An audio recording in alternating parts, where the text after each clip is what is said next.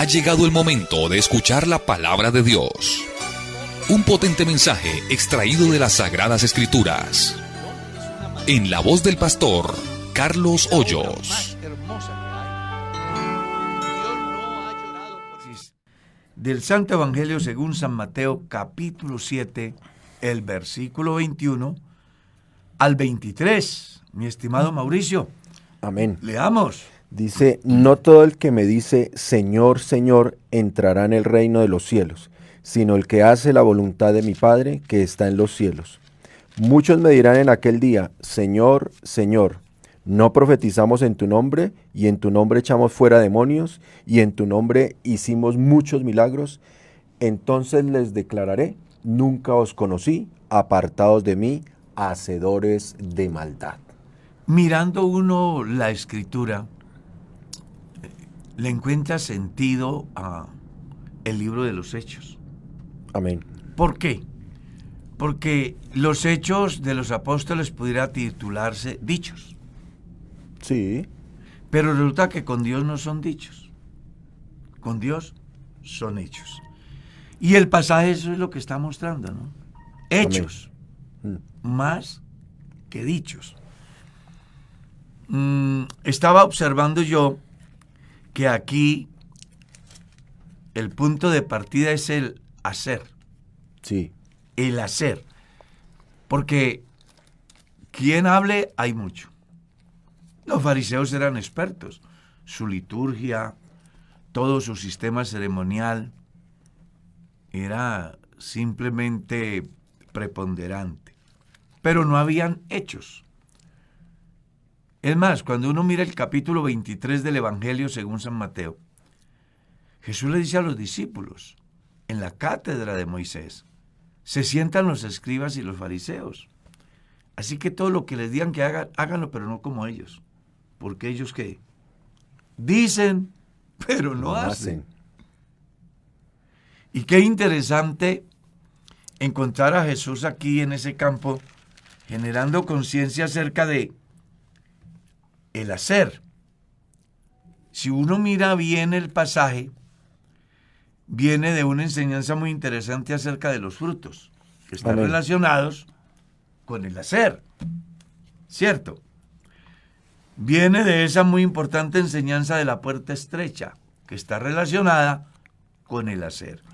Y si uno mira el pasaje que sigue, vuelve otra vez a hablar del hacer. Entonces, aquí el Señor Jesús le está diciendo a los que aspiran a heredar el reino, que a Dios no se convence con palabras. Y hay un ejemplo muy interesante que menciona el Evangelio con relación a la oración del fariseo y el publicano. ¿Cierto? Amén. El fariseo decía, y está muy bien argumentado, ¿verdad? Y aparentemente escuchar uno las dos exposiciones, caramba, hay una diferencia muy grande. Pero había una diferencia de fondo también muy interesante. Y era que el fariseo solo decía, no hacía. Pero el publicano, en el momento que toma la decisión, hace. Es decir, un arrepentimiento genuino. Amén.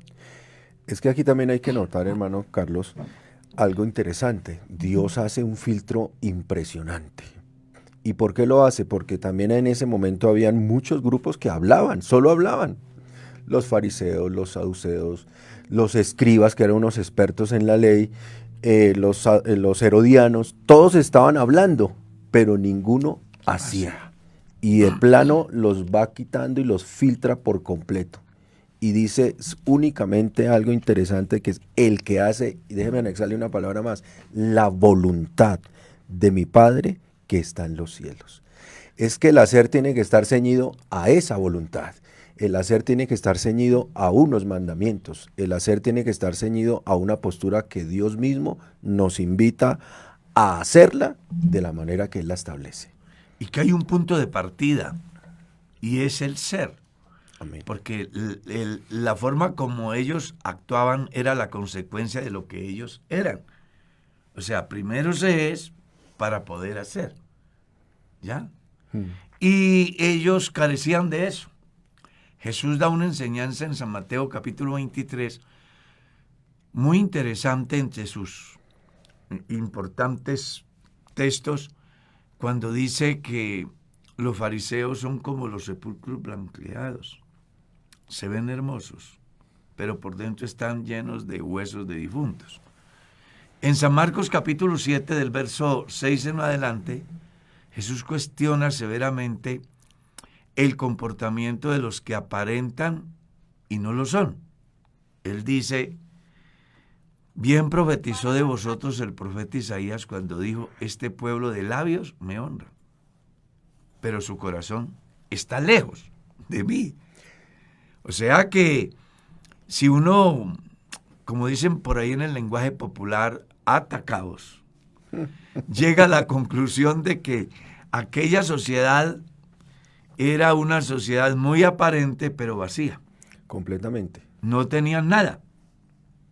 Como suele suceder en el tiempo moderno, y más en estas fechas, donde la gente muestra un espíritu que dice todo lo contrario a lo que ellos son.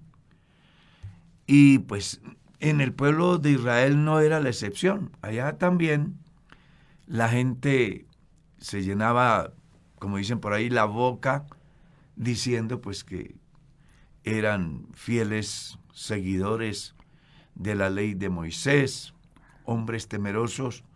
Incluso hubo uno que tuvo la osadía de decirle a Jesús con relación a los mandamientos: todos los he guardado desde mi juventud. Y yo me imagino a Jesús riéndose por dentro. No, dice el Señor Jesús que lo vio con ternura y dice, y le amó, ¿no? Sí. Como diciendo... Pero no le amó por la buena persona, no, sino por el vacío que había tan grande. Por la ingenuidad de él. Claro, porque era tanto el vacío que a pesar de decir que los guardaba desde su juventud, a la primera exigencia de Jesús, el hombre se va triste, mostrando con ello que no era cierto, que amaba a Dios por encima de todas las cosas. Había otro Dios para él, más importante que Dios, que era el dinero. Y es que en esto, hermano, usted que lo trae al presente, y qué bueno que también lo pongamos un poquitico en el presente, miramos que esto no ha cambiado, en verdad. Esto que estamos leyendo no ha cambiado. ¿A qué me refiero? Mucha gente tiene conocimiento bíblico, mucha gente habla de la Biblia, mucha gente se abriga con la Biblia, pero lamentablemente no hay una transformación, o sea, no hay una obediencia, no se ciñen a lo mandado por Dios, y es triste que no lo hagan, porque definitivamente este conocimiento, cuando viene y proviene de Dios, en la rectitud y en la verdad de la palabra, lo que nos conduce es a eso, a una obediencia a la voluntad de Dios y a una transformación completa. Entonces esto es asombroso que en el presente lo seguimos viviendo. Y mucha gente, y hoy más que nunca diría yo, toda esta cantidad de comentarios, y vemos que la gente hoy es cristiana por todo lado, ¿sí? Pero aquí hay un ingrediente que no lo tienen, que son cristianos sin conversión, es decir, sin fe, sin conocimiento, sin una verdadera relación con Dios como Él lo demanda. Sí, se vive una vida muy incoherente. Uh-huh. Sí. Es decir, no son coherentes en razón a lo que dicen y lo que son. Y con Dios existe la coherencia. Total. Si usted quiere de verdad probar que es cristiano, pues la mejor manera es por los frutos. Claro, a mí me llama mucho la atención este pasaje porque analizaba yo que el hilo de pensamiento que trae el Señor Jesús en su sermón sí es una comparación en lo que es la tradición y la nueva enseñanza que le está dando, los nuevos parámetros. Pero cuando llegamos a este pasaje donde ya va declinando el Sermón del Monte, me llama la atención que no menciona los fariseos, tampoco menciona a los gentiles como paganos, sino que me parece a mí que apunta mucho a lo que puede pasar internamente en los que dicen que son, pero que realmente no son. O sea, hay un énfasis en estas palabras de Jesús que es en aquel día, ¿no? Pero cuando uno se sitúa en el versículo 21, creo que hay una riqueza muy importante, y analizaba un aspecto, y es la ortodoxia de la confesión de aquellos que están basados, tienen un piso que les hace pensar que son hijos de Dios, que son ciudadanos del reino, que son parte de la iglesia, podríamos decirlo si lo contextualizamos a nuestro hoy, pero que la ortodoxia de la confesión, si bien es verdad y es real, porque tenemos que decir lo que es así, no te hace salvo. Y es importante analizarlo eso. Claro, A nosotros el hacer no nos hace salvos. O sea, nosotros no hacemos para ser salvos, sino hacemos como consecuencia de que somos lo que el Señor nos ha hecho por una transformación que Él ha hecho. Después viene el hacer. Pero si nosotros nos situamos un poquito en la confesión que se está mencionando aquí acerca del Señor, eso tiene unas connotaciones bien interesantes. Menesis, nomás la Biblia que cita al Señor Jesús en el Nuevo Testamento es la Septuaginta, que conocemos nosotros como el Antiguo Testamento, que para ese entonces que Jesús está enseñando ya ha sido traducida la Biblia del Antiguo Testamento del hebreo al griego, que es lo que llamamos la Septuaginta, ¿no? Gracias al rey Ptolomeo I. Y analizar que la palabra curé, que traduce Señor, cureos, aparece 9000 veces en el Antiguo Testamento, es bien interesante analizar la profundidad de ello, y no solamente que aparezca una vez, sino que aparezca 2 veces.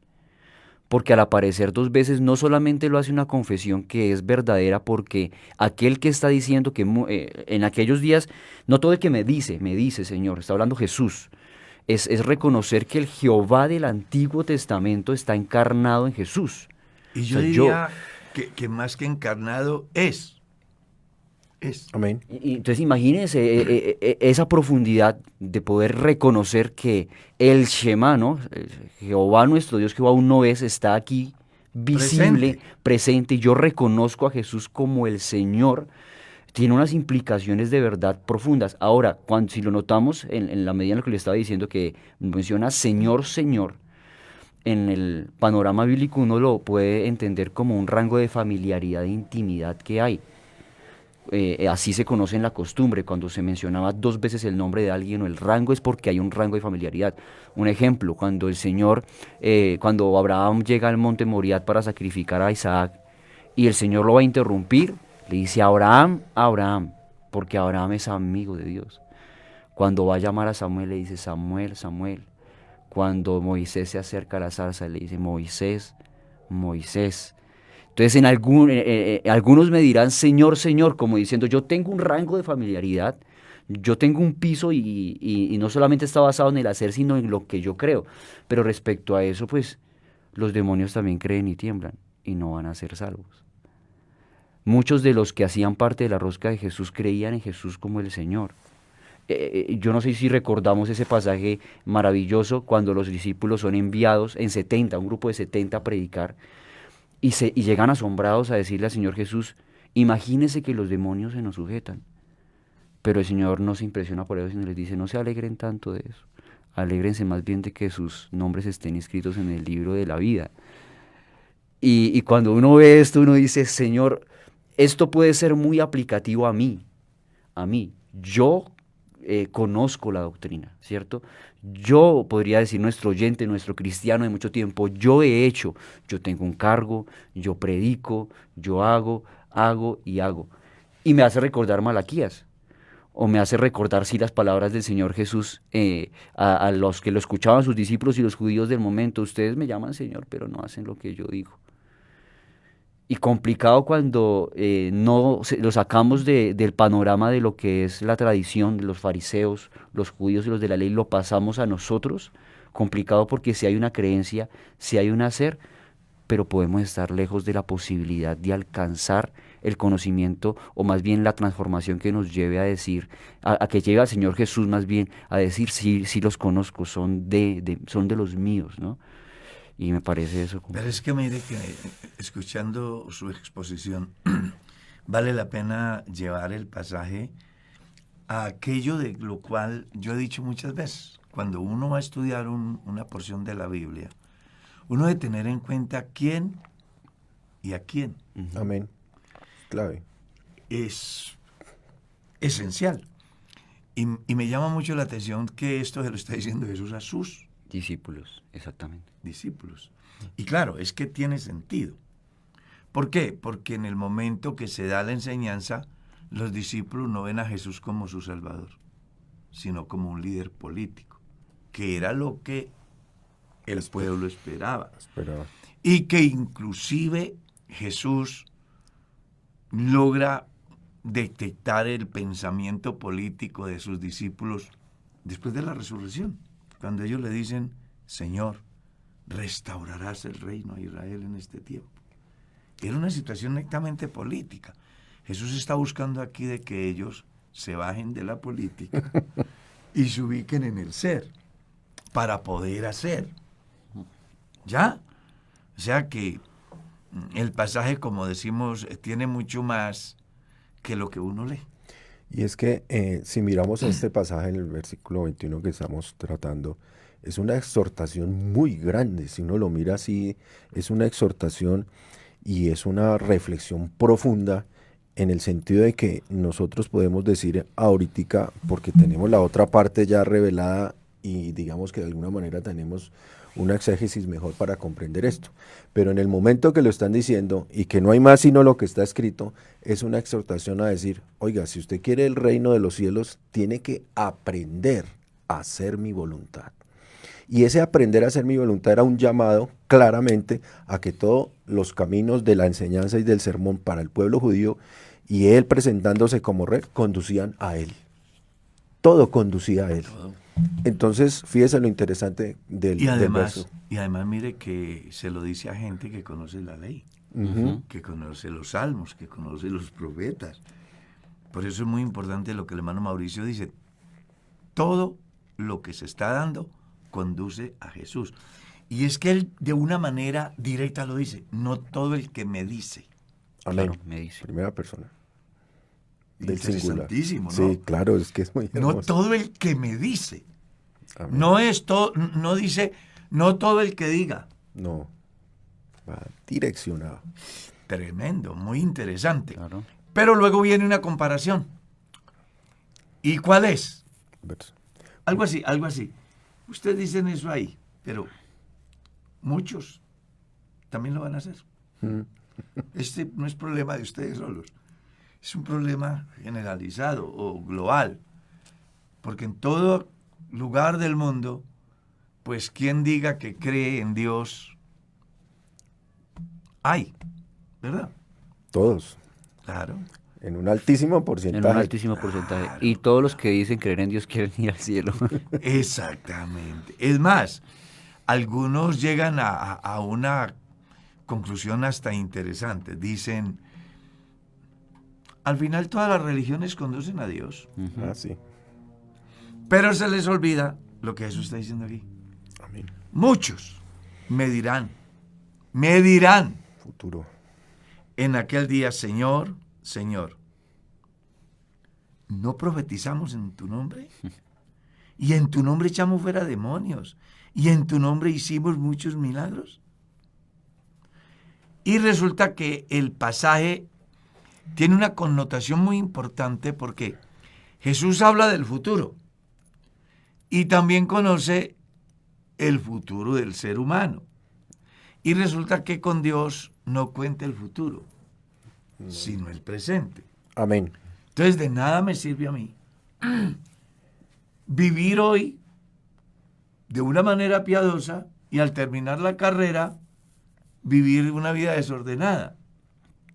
Ustedes están muy motivados por lo que ven, pero va a venir el momento donde las cosas van a cambiar y entonces todo lo que aparentemente ustedes creen que son, pues se va a ver desvirtuado en razón al comportamiento del momento en que se dé ese encuentro con Dios. Uno mira y puede llegar a conclusiones tan interesantes como debe de ser hoy. O sea, para el cristiano, su vida devocional debe de ser hoy. No ayer, no mañana. Porque mañana usted dirá, pero a lo mejor ya no es. que es lo que dice Ezequiel capítulo 18, ¿no? Habla de unos justos que un día pecan. Y la justicia que hicieron No le será no les será tenida en cuenta. Entonces uno mira el pasaje y puede llegar a concluir diciendo, venga, Dios de alguna manera les está diciendo lo que ha dicho desde el capítulo 6, ¿no? Hoy. Hoy. Y sería muy importante hacernos esa pregunta. Me llamó mucho la atención en estos días que hablaba con un hermano. Yo pues a veces me muevo por ahí. Y un hermano me dio una enseñanza impresionante. Me dijo, mi única preocupación es ser fiel a Dios hoy. Amén. Oye, qué profundidad. No, pues Claro. todo. Todo. Así es. Si yo logro ser fiel hoy, no tengo problema. Amén. El problema es pensar ser fiel mañana. Como lo está haciendo, por ejemplo, muchas personas, inclusive dentro del cristianismo, haciendo un balance de lo que fue el 2022, por ejemplo. Y comienzan a hacer un proyecto para el 2023. Cuando el problema no es el 2023, Es el presente. es hoy. Sí, claro. Porque ¿será que llegaremos al 2023? Entonces eso quiere decir que si no llegamos al 2023, ¿qué pasa? ¿Cómo estamos? Es interesante lo que Jesús dice aquí. Y es que, hermano, dice, muchos me dirán, en aquel día, yo quiero hacer otro comentario acerca de esto. No esperemos aquel día. Por eso. Lo que sí, no lo esperemos porque la sorpresa para muchos va a ser lo que sigue diciendo el verso. No hay que esperar, o sea, la exhortación, déjeme ponerlo en estos términos, el llamado de atención, las alarmas se encienden hoy para que revisemos claramente, me dirijo a todas las personas, qué es lo que usted está creyendo. Hoy. Hoy.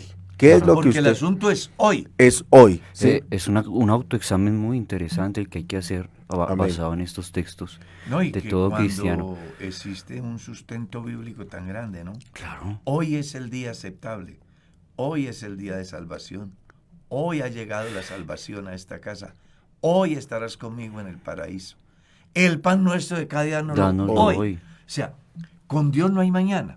No, y es que aquel día ya es tarde. Pero claro, No, ya no pero hay. no es que ya no hay Sí. solución. Ya no hay ya no hay solución. que hacer Porque ahí. el pasaje concluye, entonces les declararé. Ya.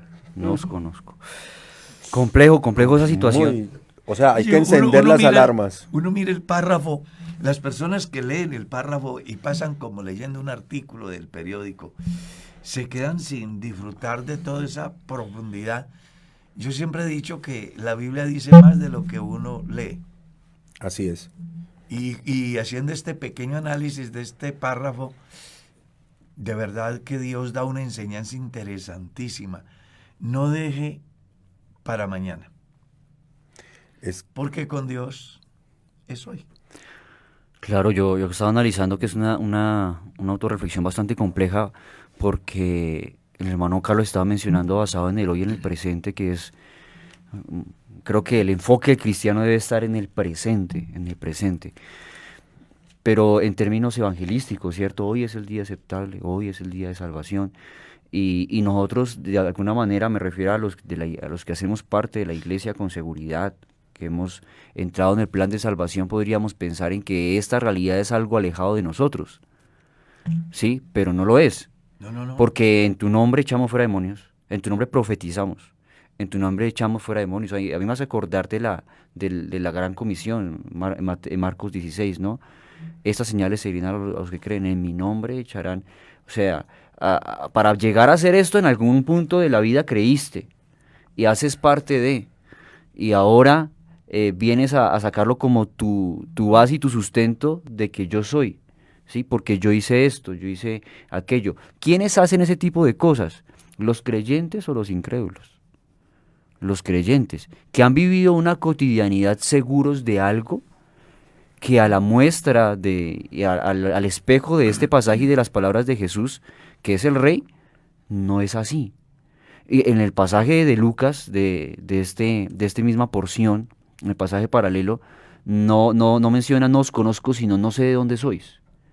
Y menciona algo muy interesante. Los primeros, entonces, en aquel día, vendrán a ser postreros y los postreros primeros. Particularmente los que hacen este tipo de cosas en nuestro contexto son los que más prestigio tienen, pastor, ¿cierto? Son los que más en alto tenemos y que son nuestros referentes.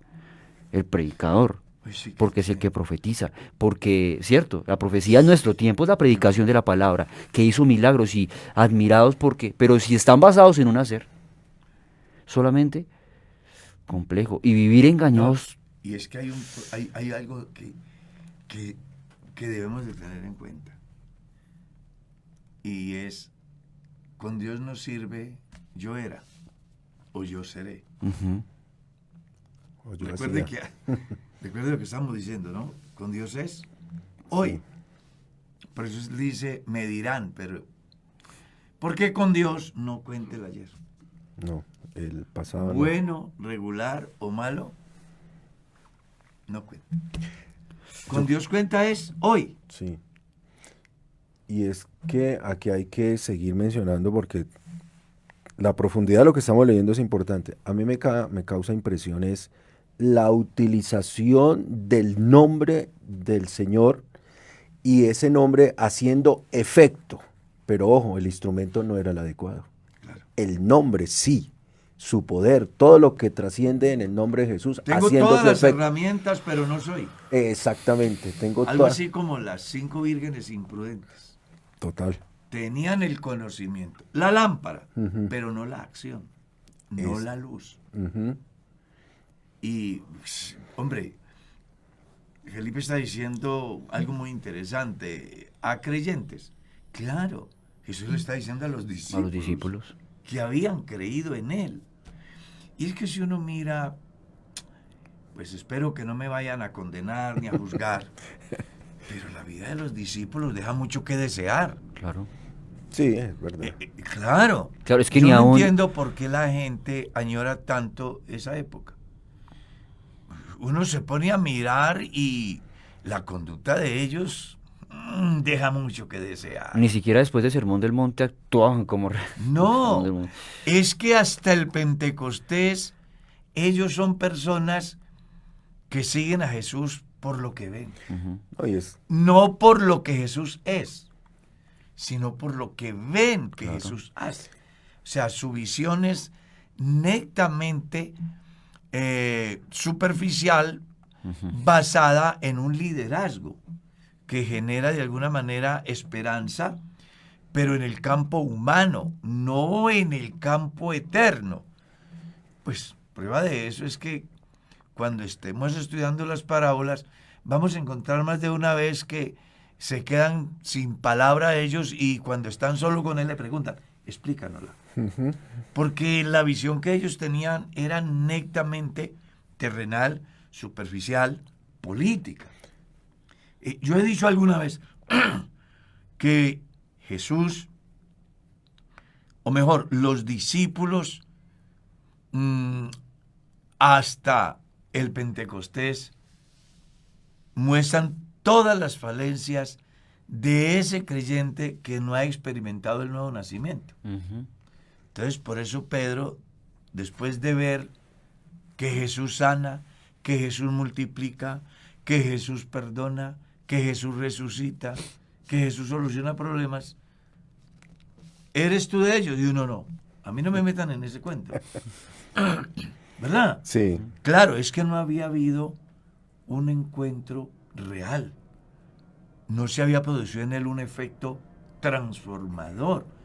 No había llegado a su vida la ley del espíritu de vida, amén. Es que ahí es que es donde la que produce Ahí está la el- transformación del individuo. El Espíritu Santo no estaba en Pedro. No, Él seguía a Jesús por lo que veía, mas no lo hacía por convicción, por un resultado de una transformación. Y por eso el comportamiento de los discípulos hasta el Pentecostés es bastante complejo. Es que es tan complejo que uno diría, si yo fuera a afianzar mi fe en relación al comportamiento de los discípulos, caramba, Uno sería un cristiano había- sería violento como Pedro, sería incrédulo como Tomás, sería explosivo como Juan, metámosle candela a todos estos samaritanos, Interesado como Judas. interesado como Judas. O sea, cuando tú miras, por eso a mí me han hecho preguntas buscando cuestionar nuestra fe. Porque casi siempre las personas miran los aspectos negativos de la comunidad, pero nunca miran lo positivo. Entonces me han dicho, pues para uno ser un cristiano así, entonces yo les he dicho, venga, ¿y por qué no miran al que sí fielmente se conduce? ¿Por qué solo miran el parche? Sí. No miran al que realmente sí es cristiano, porque usted ha visto gente que son excelentes cristianos. Y me han dado la oportunidad para hacerles saber que Jesús nos muestra todos los defectos de los apóstoles, con un fin, hacernos saber que el único perfecto es Él. Y que la visión, la fe, la esperanza del cristiano no debe estar puesta en ninguno. Sino en Jesús. Textualmente, el mismo apóstol, con autoridad moral, espiritual y de conocimiento, él decía, puesto los ojos en Jesús, el autor y consumador de la fe. Después de mencionar una cantidad de nombres Claro, predominantes y conocidos. que eran dechado de virtudes. Claro. Sin embargo, llega él a una conclusión, venga, definitivamente hay que poner la mira en el que hizo posible que todos estos personajes llegasen a entregar lo que entregaron por la causa.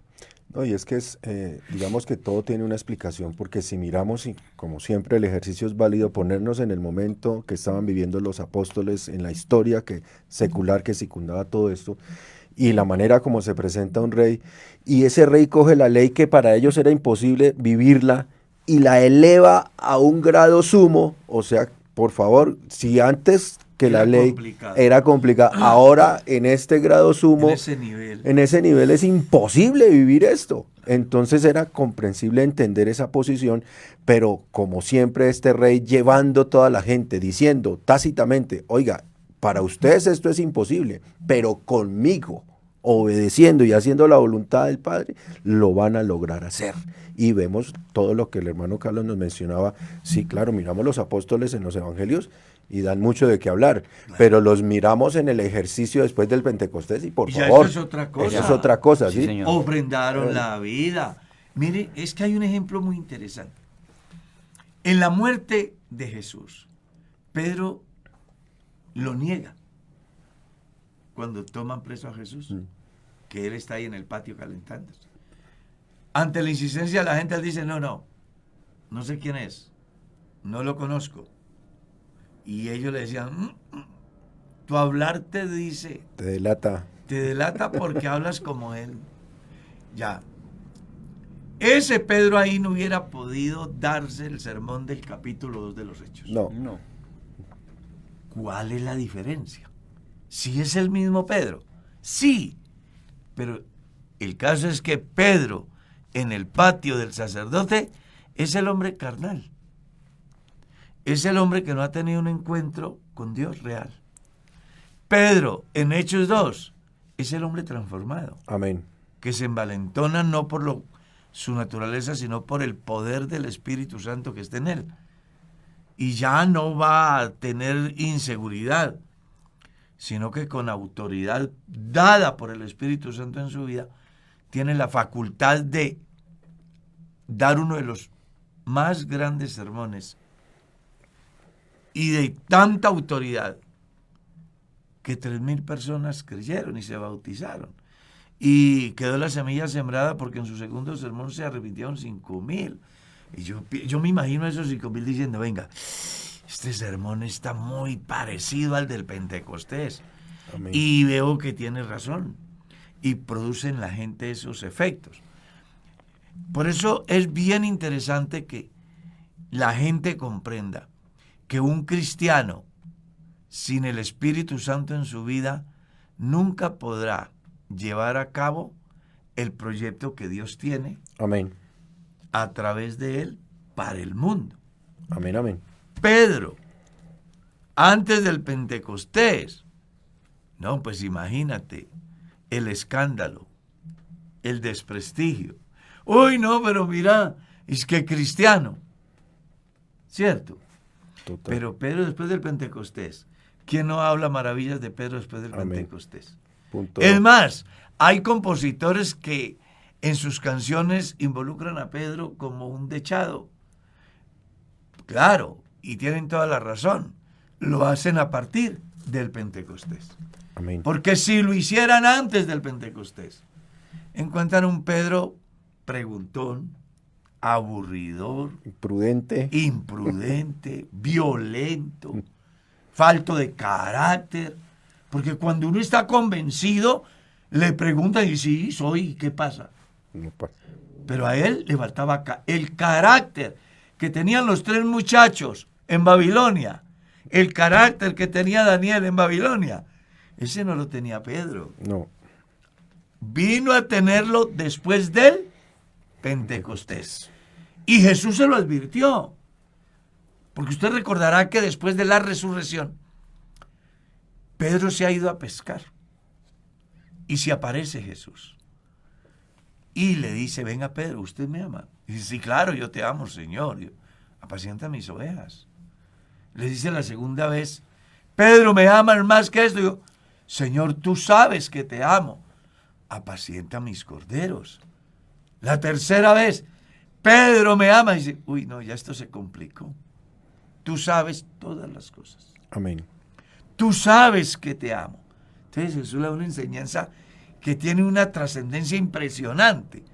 Le dice, apacienta mis ovejas. Porque cuando eras niño, ibas y hacías lo que querías.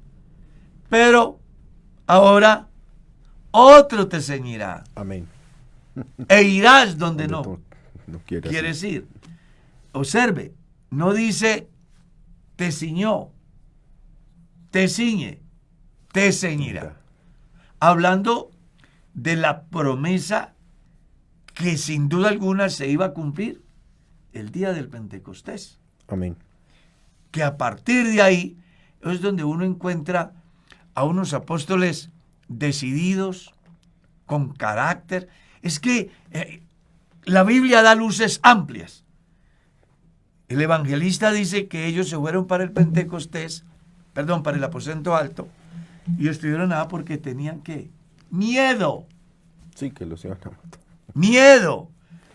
¿Cómo cambiar ese pensamiento, ese sentimiento de miedo y de inseguridad de un momento a otro? Bueno, por lo que Jesús dijo, los ceñirá. Amén. Y van a ir donde ustedes no querían ir. Y van a hacer lo que ustedes no querían hacer. Jesús le hablaba del martirio. Que si en el momento de la negación de Pedro se diera, Pedro se hubiera perdido. Sí. Claro que sí. Total. Pero ahora, lleno del Espíritu Santo, tiene carácter y está dispuesto a ir al martirio. Ese es el verdadero señorío. Claro. Cuando hablamos de señorío de Cristo y saber que nosotros confesamos al Señor Jesús como nuestro Señor, tiene que ver con que no nos conducimos ya basados en nuestro propio intelecto, ni siquiera basados en nuestras propias emociones, sino basados en Él, en su soberanía. Porque si bien aquí dice, bueno, en aquel día me dirán Señor, Señor, también tenemos que recordar que sí es indispensable tener una obra de parte de Dios y su Espíritu Santo en nosotros de manera de que podamos llamar al Señor, Señor. Romanos 10 nos habla de que esa es la palabra de fe que predicamos, que si confesamos con nuestra boca, ¿verdad? Y nuestro corazón está implícito, es decir, es el ser, porque nosotros estamos hablando del ser, ¿cierto?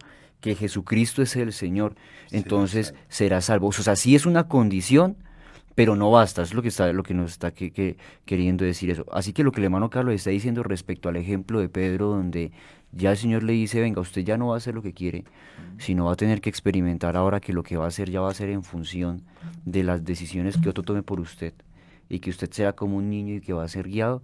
Yo creo que no hay mayor nivel de un cristiano que sentirse en la voluntad de Dios de esa forma.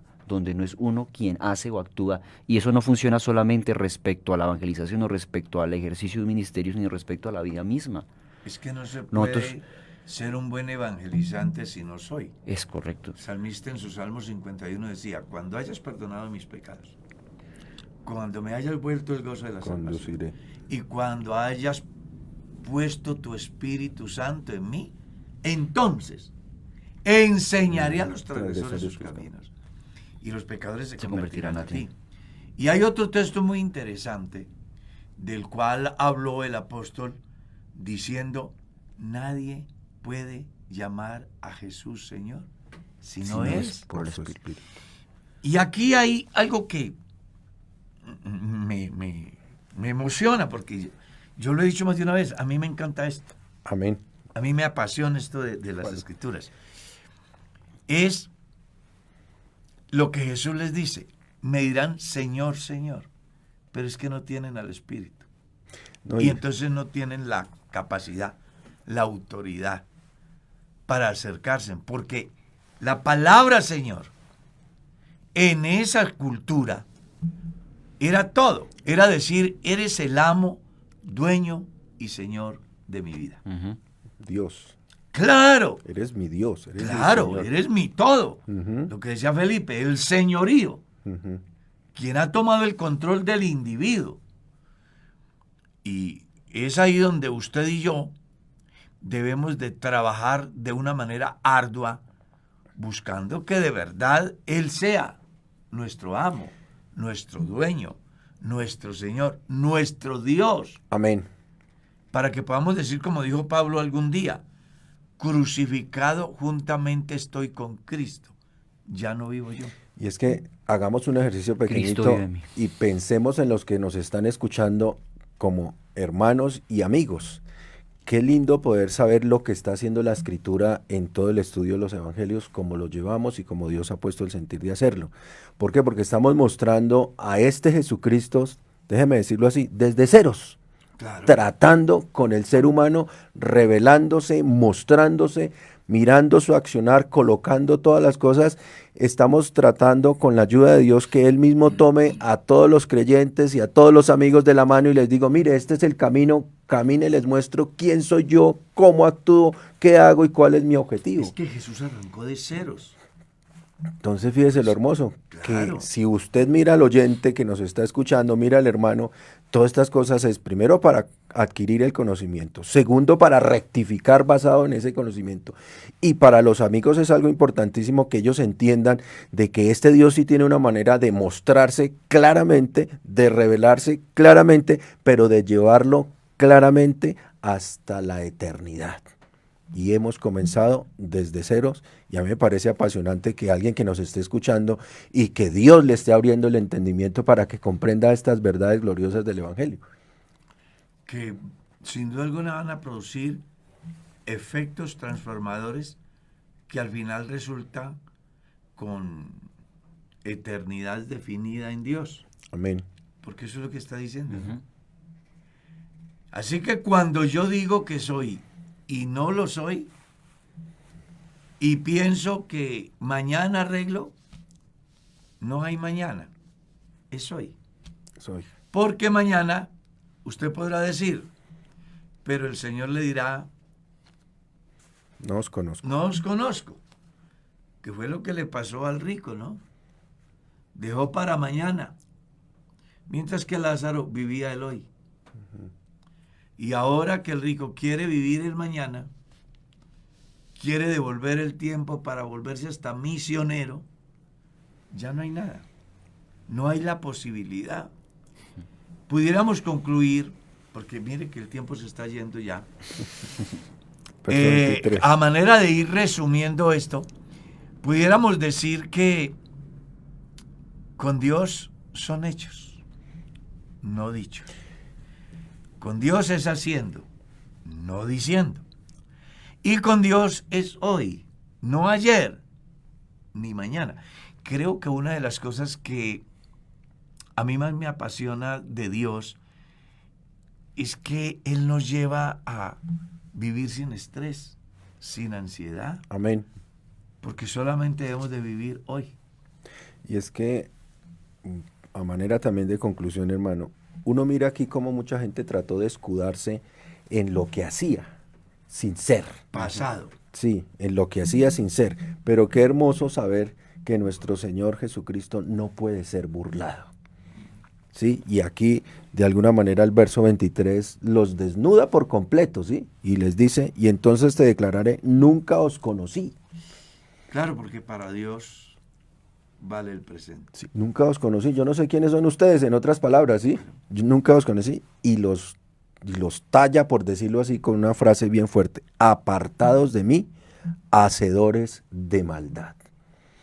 Es decir, que tomaron todo lo bueno del Señor, pero lo tenían prácticamente como una fachada. Pero Dios los desnuda por completo y les lanza un juicio. Que lo que hacían no iba en función del Señor, direccionado por el Señor, sino direccionado por sus propias intenciones. Por sus intereses propios. Exactamente, no direccionado por el que es La el carga Señor. de la tradición, Total. que habían sacado la esencia Ujú. y la habían suplantado con lo que ellos pensaban. Que ese fue el problema de la ley. No que la ley fuera mala, sino que las añadiduras a la ley como resultado de la tradición fue la que hizo que la esencia de la ley no cumpliera su objetivo. Y la gente pensara más en cosas como el lavamiento de manos, de vasos, ¿ya? Cosas que se destruyen con el uso. Y desconocían, no practicaban lo que sí era esencial, que era que amar a Dios sobre todas las cosas y al prójimo como a sí mismo. Tenían cualquier cantidad de tradiciones, cualquier cantidad de fiestas, aparentemente interesantes, muy dicientes, desde el punto de la óptica muy elegante, pero no había práctica. No. Porque era solo ¿qué? Tradiciones. Con Dios no son las tradiciones, Para son nada. las acciones. Por eso Jesús dice, muchos me dirán en aquel día, Señor, Señor.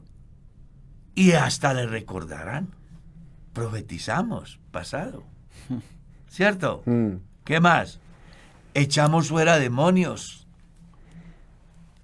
En tu nombre hicimos muchos milagros. O sea, ellos tratan de argumentar la razón por la cual merecen. Es una reclamación. Sí, sí. Pero no. Jesús le está diciendo, el pasado aquí no cuenta. No, y eso no tiene que ver con la gracia. El problema es hoy. Claro, si yo enfoco eso en lo que yo hago, eso ya no es gracia.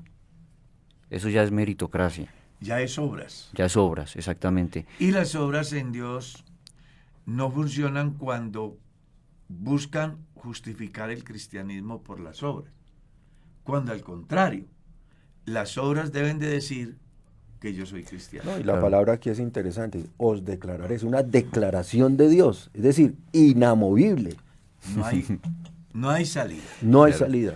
Entonces, recuerde, más práctica, menos justicias personales. Amén. Porque con Dios es haciendo, no diciendo. Mis estimados, el tiempo se fue. Mano Mauricio.